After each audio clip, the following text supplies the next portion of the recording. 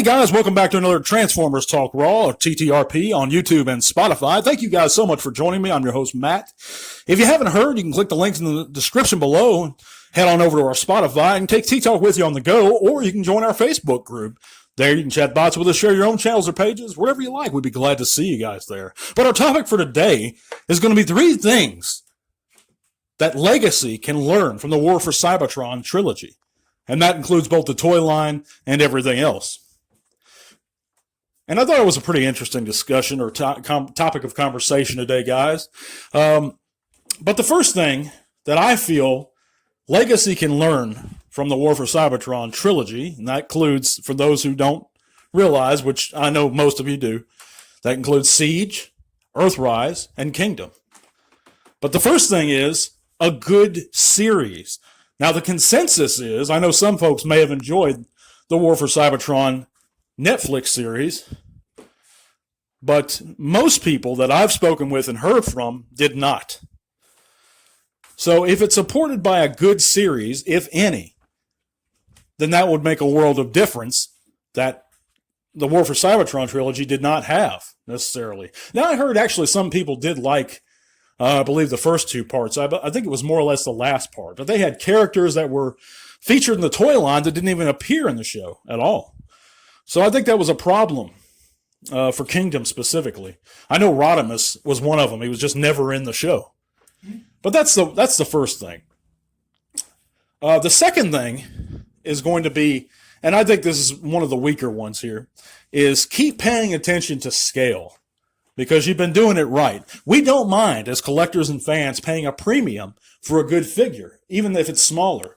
We know that the leader class have shrunk down over the years, but it's not a big deal to us because they're great figures, in my opinion anyway. And I know a lot of people did enjoy the Kingdom Galvatron or the Siege/Earthrise Astrotrain.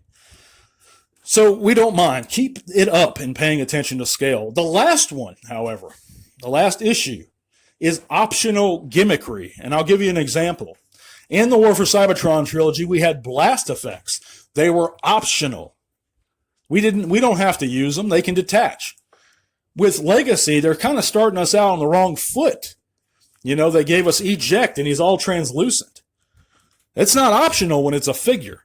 You know, sure, you don't have to include eject. You can just throw them in the trash when you get, but you're paying for blaster that comes with the character of eject. And when that character is all translucent, it's not optional. And some of us don't care for translucent plastic. I don't mind it sometimes if used applicably and in correct situations. Making an entire Transformer, in my opinion, translucent doesn't make a lot of sense. They're not made of transparent aluminum, as they say in Star Trek lore. They're made of Cybertronian steel and alloys. So even if they're charged up, Energon style, I don't really care for it. It has a history of being weak and brittle and breaking easier. It just makes me cautious about messing with it. I know a lot of guys actually feel the same way.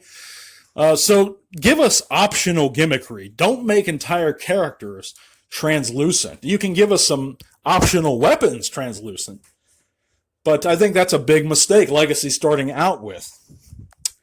But those are my 3 things that I think, in general, that Legacy or Hasbro can implement with Legacy that War for Cybertron did or didn't do. So it's things that they can learn from their previous trilogy. But what do you guys think in the comments? What are some other things that Legacy can learn from the War for Cybertron series or trilogy? Be that toy line or whatever else. I'm curious to hear about it. By the way, I did want to update you guys from February 7th through the 12th. I will be going out of town for a week. I'm actually going on vacation with a good buddy of mine.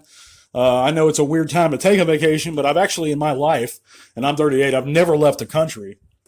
And it's the first time actually going somewhere. So I'm leaving the country for a week, but I will be back on the 13th and following, and that'll be the only vacation I take this year, I assure you. So don't worry about that. But if I don't upload from the 7th to the 12th, that's because I am incommunicato, guys. But I will continually update you guys, but that is the current situation. But I thank you guys so much for listening. Tune in on Saturday, because we're going to have another larger segment then.